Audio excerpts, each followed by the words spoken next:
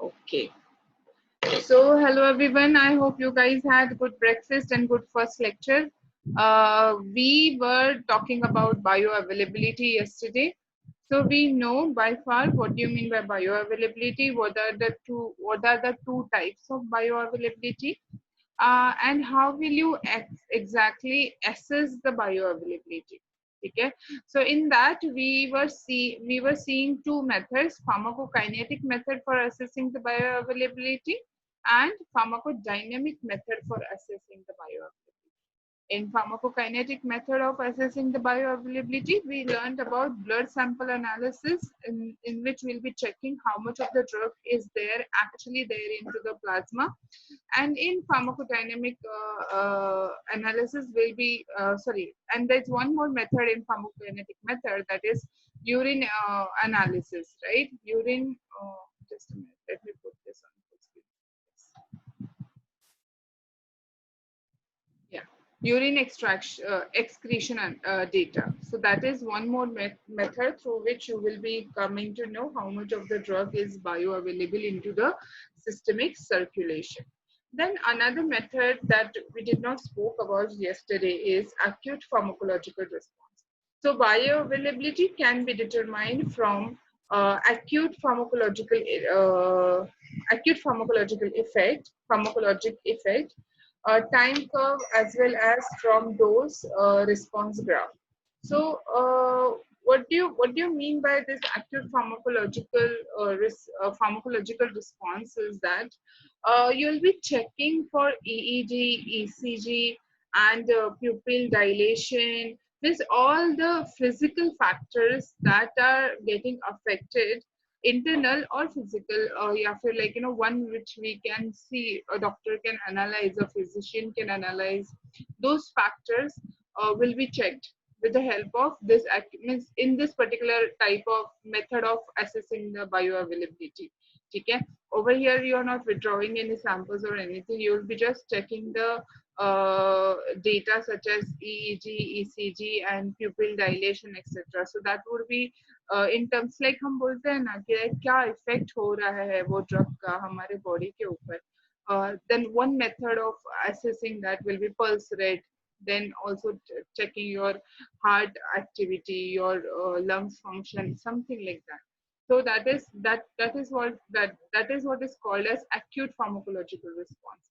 Then second method that we use in pharmacodynamic methods is therapeutic response. So this method is based on observing the clinical response to a drug formulation given to a patient suffering from a disease for which it is intended to be used. For example, anti-inflammatory drug, the reduction in the inflammation is determined. So whether that drug is working as an anti-inflammatory drug or not, you will only come to know once it reduces the inflammation. So same, for example, I take an antipyretic drug, which is paracetamol, then there could be any drug like paracetamol, and then you try it and you see whether your fever has been reduced or not. So that is one another method for determining the bioavailability through therapeutic response. Okay, so this is a very nice diagram which would explain you about many things that are done with the help, means like required to parameters that are required to determine the bioavailability. So you can see in this graph, you have plasma drug concentration and then you have time. Okay, so it's a graph against of plasma drug concentration against time. So this is the time point when the drug is being administered to a patient. Okay, and as it starts, means like once the person gets administered with the drug, it will start releasing the content of the drug will start releasing into the body, and this is where somewhere you will see there is the onset of action, but it's not the complete action. Then it will the absorption phase. This whole graph will be called as, from here to here will be called as absorption phase. In the sense, at this point of time, the drug is getting absorbed into the systemic circulation.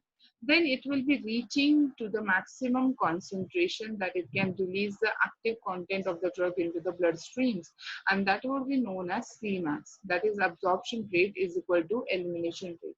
That means at this particular time जितना absorption हो रहा है इतना ही drug eliminate भी हो रहा है. So if this is 50, then 50% of the drug should be also eliminated out of the body.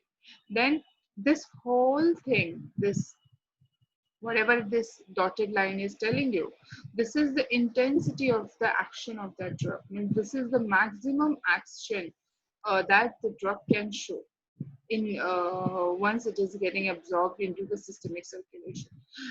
Then this particular Cmax will be also known as that is maximum concentration, peak plasma concentration, or maximum concentration of the drug into the bloodstream.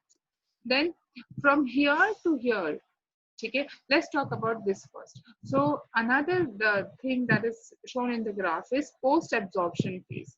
That would be known as your elimination phase. Okay, so at this point, once the drug has achieved the maximum concentration, it will slowly start declining in the concentration. So at this point of time, the concentration was increasing till Cmax. Then the concentration of the drug started decreasing from post absorptive phase, and after that the elimination phase will be achieved. That means completely drug will be eliminated out of your body. Okay, so starting from the onset of the action till it reaches this elimination phase, means it achieves some elimination phase, this whole thing will be called as duration of the action, because beyond this particular phase it might not have any action on the body, but until drug is this much, means this much things are happening in the body, that is absorption and this absorptive elimination, till that time it will have a duration of action. So this duration of action could be 1 hour, 2 hour, 3 hour, 4 hour, depending on your formulation that you have. So when you are achieving the Cmax concentration, the time related to that Cmax concentration will be known as what? Tmax. That is maximum time required to achieve the maximum concentration into the body. Then from this whole thing, okay, from this whole thing that I'm pointing at, from here to here, will be known as your area under the curve. And this particular point at which it started slowly increasing and showing the action of the drug will be known as the onset of the action or onset time. Okay, this is onset action, and what time the onset of the action started will be known as the onset time.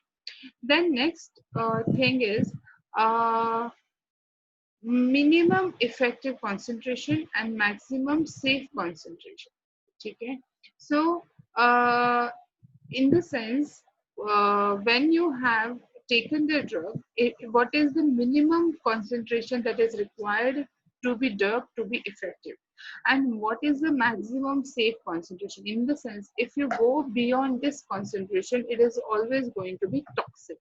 Okay, so the range between maximum safe concentration and minimum effective concentration would be known as what? Therapeutic range. Okay, so when many times we talk about therapeutic range of the drug, sometimes the therapeutic range of the drug is wide, yes, and sometimes the therapeutic range of the drug is narrow. Okay, that means it has a very narrow window between the maximum safe concentration and minimum effective concentration. So when we say that therapeutic range of the drug is fine, it's normal, that means it has a pretty much good amount of range, means this distance is pretty much good, you know, between the minimum effective concentration and maximum safe concentration. In the sense, if I have a drug which I'm giving 100 milligram, okay, so if I give 120 milligram also, it will not affect much, okay, because it is not that its therapeutic range is little bit bigger. Okay, but at the same time, if I give a drug जिसका 5 milligram dose capacity है, and I just give 1 milligram extra, ठीक है, so 6 milligram भी अगर मैंने दिया तो it can cause a toxic effect on the body. That means इसका therapeutic range क्या है? Narrow है, ठीक है. So therapeutic range या फिर therapeutic effect, ये these all are very important terminologies to understand what do you mean by exactly therapeutic range. So cetirizine, for example, if I tell you cetirizine, we take the dose of 5 milligram, right? But if you take two tablets at a time, three tablets at a time, four tablets at a time, that will cause that will definitely lead to the toxic level, because उसका therapeutic range बहुत कम है. अगर उसका dose ही इतना कम दे रहे हैं हम 5 milligram, can a person take two 5 to 6 tablets at a time? We have 3 tablets at least at a time? No, because it is almost going to cause a toxic effect on the body, because 5 milligram tablet maybe people start feeling drowsy. If you take, if persons end up taking 3 to 4 tablets, they might never get up from the sleep. So that means the therapeutic range of that particular tablet is very narrow. Okay, that you cannot afford to give any dose beyond 5 milligram, then that will be known as narrow therapeutic range. Okay, and then when you have wide therapeutic range, sometimes we eat 2 tablets of paracetamol, 2 tablets of anti-inflammatory drug, या फिर painkillers, doesn't matter, because they do not have such a narrow therapeutic range. Means there is a difference, long difference between the maximum safe concentration to minimum effective concentration. So that is what it is. So this particular diagram is very important in terms of understanding very important pharmacodynamic and pharmacokinetic parameters. Okay. So parameters that are determined to assess, that we require to determine to assess the bioavailability are this, and we have done these parameters in our second semester as well, right? So we have done how to calculate the peak plasma concentration, what is the Cmax, C0 also you guys have done. Then time of peak concentration, Tmax, then you guys will be, I guess you guys, and I think we have this in syllabus to do the calculation of area under the curve using trapezoid rule. Then pharmacodynamic parameters, also we know that just now I told you minimum effective concentration, minimum inhibitory concentration, maximum safe concentration, maximum safe dose. Both of them are the same terminologies. Then duration of action, onset of action, intensity of action. These are all pharmacodynamic parameters that need to be assessed in order to know what exactly is the bioavailability of our drug. Okay, then AUC or extent of absorption can be measured by 3 methods. Okay, that is a area under the curve that we just saw, this whole thing, area under the curve, can be assessed by 3 methods. First is planimeter, then cut and weigh method, and then last is trapezoidal rule. Okay, so the most followed method is trapezoidal rule. Okay, what do you mean by planimeter? It's an instrument for mechanically measuring the area. Then over here, cut and weigh method, the AUC is cut and weighed on analytical balance. The weight obtained is converted to proper unit by dividing it by the weight of the unit area of the same paper. So even I am not very much sure about this particular method because I've never seen it by my own eyes or something like that. But we'll see if there are some videos available on cut and weight method. Trapezoidal method is nothing but that you will be cutting down this area under the curve into trapezoids. You can see they look like trapezoids. Okay, and then we'll be calculating the area of each trapezoid over here. Just a minute, let me show you. So we'll be calculating the area of each trapezoid over here.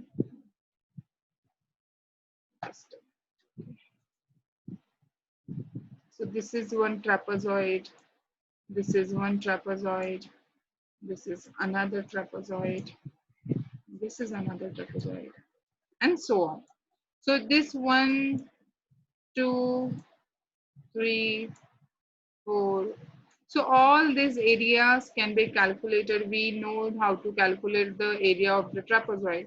We'll be calculating, we'll be adding them, and we'll be coming to know the area under the curve for those trapezoids, or for area under the curve. That will give us the exact estimation of the bioavailability of the drug, etc. Elimination of the drug as well. So trapezoidal rule, it is, so this is the formula. C stands for concentration, T stands for time, subscript sample number, area under the curve.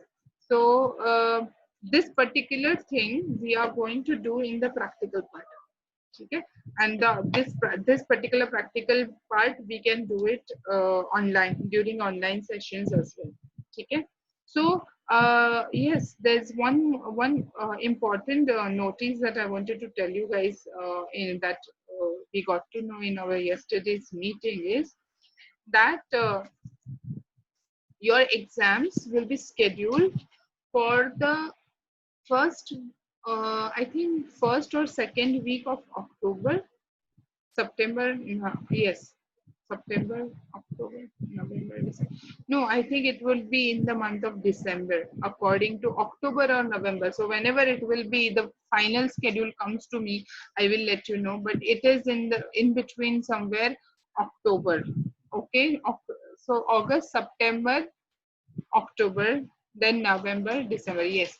So according to the exam department, we'll be having summative exam only, not subjective exam. So summative, when I'm saying that, is your online 20 marks exam. Okay, that we did multiple choice, and then 20 marks whatever we are doing during our session, the presentations, etc., etc. I think it is in the first week of the December, your examination. So 90 days have been calculated and everything has been done. So we are looking forward to finish our portion before that, so that we can, and we'll be conducting the theoretical part of the practical session as well. So if things become better in future, by keeping in mind the social distancing and everything, maybe we can do practicals in batches or something like that. But that is also a probability. We cannot say anything as of now, as we don't know the situation and we have not received any guidelines from UGC for starting practical. But yeah, definitely the theoretical part of the practicals will be conducted by us. Okay, so that is nothing to worry, but I'm just giving you an idea that everything is planned and it is going according to the plan. So there is nothing that is not planned from our side. Okay, so study hard because it's a tough year. Okay, survival year for all of us. Then moving on to our topic again. Uh, so this was trapezoidal rules. Basically, it's very simple. You calculate the area of the trapezoid and then add them together, and you will get the area under the curve. Very simple. Then methods of assessing bioavailability further. This is what we have seen: area under the curve, maximum concentration, and time required to achieve the maximum concentration will be known as your Pmax. So when I say how will you assess the bioavailability, what all are the parameters that are required to assess the bioavailability? Then I will list down Cmax, Tmax, maximum effective concentration, minimum inhibitory concentration, maximum safe concentration, I mean to say, then area under the curve. So these all are the parameters which are required to assess the bioavailability of a drug. Okay, so before we move on to the bioequivalence, there is one more thing that I wanted to show it to you people. Let's just. mm,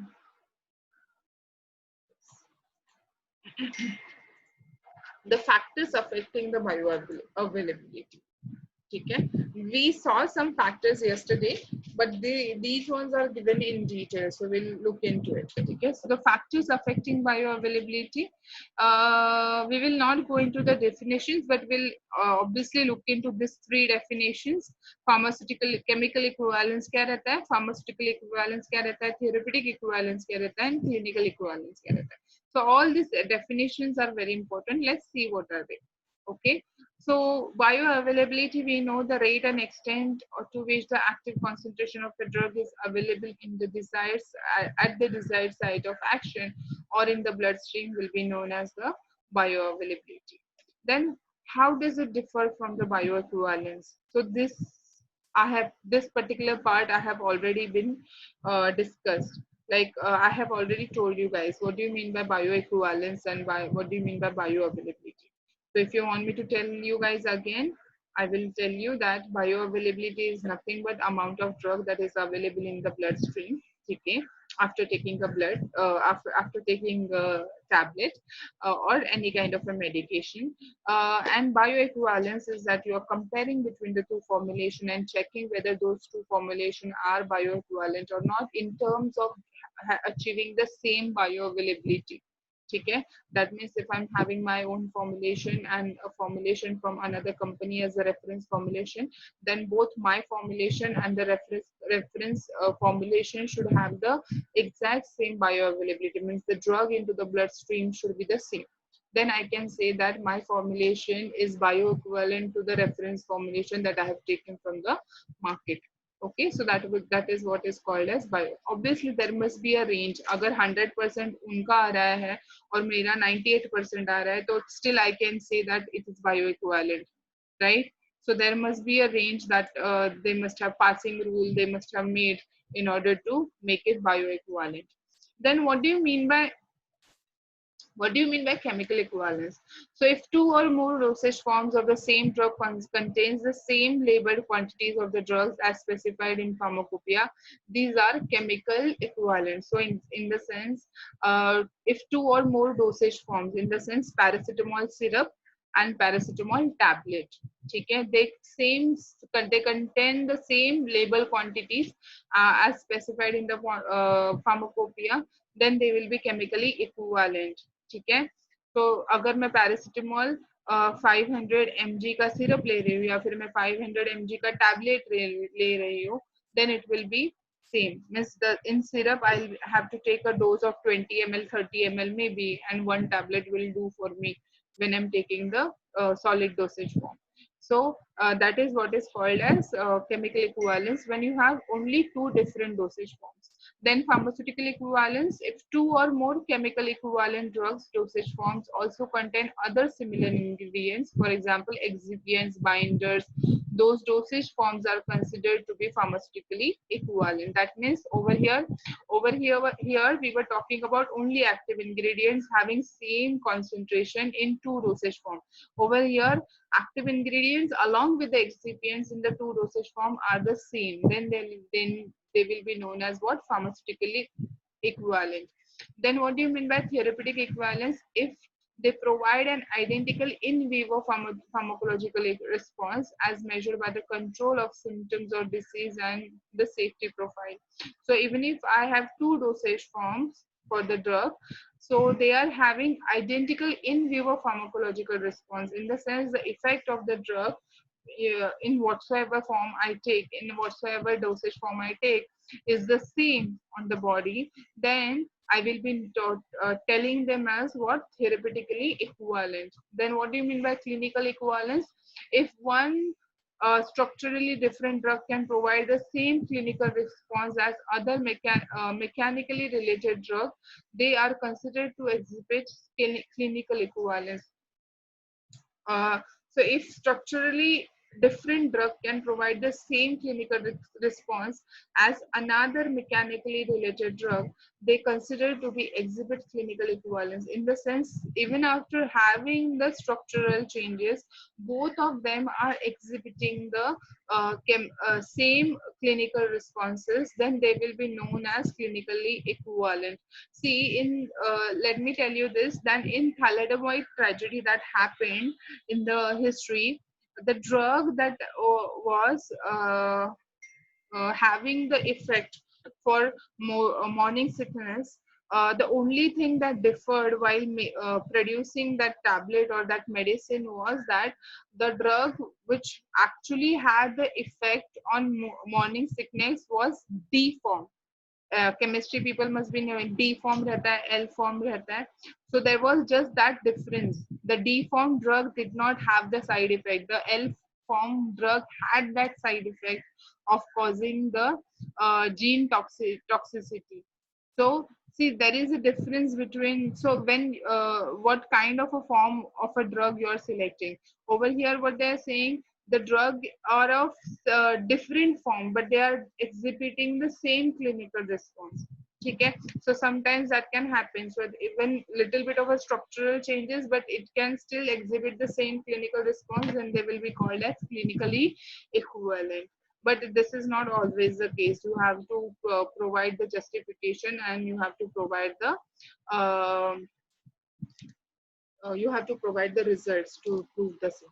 So moving on, what are the factors that are, so these were just the definitions that you have to know for your own knowledge and also from exam point of view. So what are the factors influencing bioavailability? Okay, there are two factors, pharmaceutical factor and pharmacological factor. So these are the factors that can influence the bioavailability, means in some or other way, it can alter the bioavailability. Either it will reduce the bioavailability or it can enhance the bioavailability. So these are the ones. So pharmaceutical factors kya hai? It is expected that the bioavailability of drug to be in this decreasing order. So solutions are better than suspensions, suspensions are better than capsules, capsules are better than tablets, and tablets are way better than coated tablets. So in this order, the bioavailability is getting decreased. Why? Why? Because you see, more the coated tablet, more time it will take to disintegrate, and then further the dissolution will be achieved. Okay? If I have solution as my dosage form, then it doesn't have to get disintegrated. It will be directly leading to the dissolution part. Okay? So disintegration, dissolution, and then absorption. That is what happens. So you have a drug in solid product, drug in small particles, drug in solution, and drug in the body. So drug in solid product will be taking this longer route to reach the drug into the body. Drug in small particles will have to still cover this much of part. Drug in solution will only have to cover the absorption part. So this is the reason we have to think in a very useful way to, like, what exactly you will make as a dosage form. What will be your dosage form? Whether it will be an IV, whether it will be a solid dosage form, whether it is will be a parenteral. So all these things are very crucial and very important when it comes to the final goal of your drug, which is having the maximum concentration of the drug into the systemic circulation of the dose that you can administer to people. Okay? So this is very important. So pharmaceutical factors में कौन सा dosage form है वो ज़्यादा important है when it comes to the bioavailability of the drug. Then in pharmaceutical factors further, the particle size. So the rate at which drug is dissolved can be increased by increasing its surface area, by decreasing its particle size. That's the reason we are concentrating on nanoscience, nanomaterial, nanoparticles, yes or no? Because lesser the size of the particles, higher will be the absorption. Everybody of us know this. Then salt form. The rate at which particular salt dissolved differs from its parent compound. So salt of weakly acidic drugs are highly water soluble. Free acidic drugs is precipitated from these salts in microcrystalline form, which has a faster dissolution rate and increases the bioavailability. So whether that salt is able to sustain into the acidic media or something like that. So depending on that, it can achieve the increased bioavailability. So salt form of the drug is also very essential because it has to cross the various pH levels of the body, and at what level it is getting dissociated and becoming stable in a microcrystalline form can increase the bioavailability. So we'll stop here because we have less than 1 minute remaining, almost 1 minute 30 seconds remaining. So you guys have any doubts regarding this or anything regarding uh, any any other stuff? You can ask me. You can chat with me.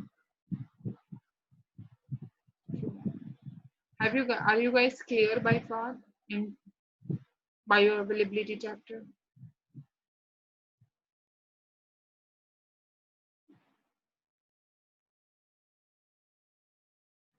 Okay, Naina is saying no doubts. Razina, how about you? I'm seeing your name after a long time here. Were you out somewhere? Are you there, Razina? Madam Ting? Yes, Darshana. Which video? Yesterday, ICH Indian GCP video से आगे मेरा रहा है अभी तक मैंने किया नहीं है. So Indian GCP and the further lectures will be uploaded today. Okay. Okay. So I hope you guys have no doubts by far, and I will see you in the afternoon session at 1:30 p.m. So I am signing off for now. 1:30 p.m. Also, I want the same attendance as that of 22 students. Please make sure you attend the lectures. Okay. I'm signing off for now. Bye. Bye. Yes, yes. I will upload the PPT also on the Google Classroom. Bye. Stop. You cannot.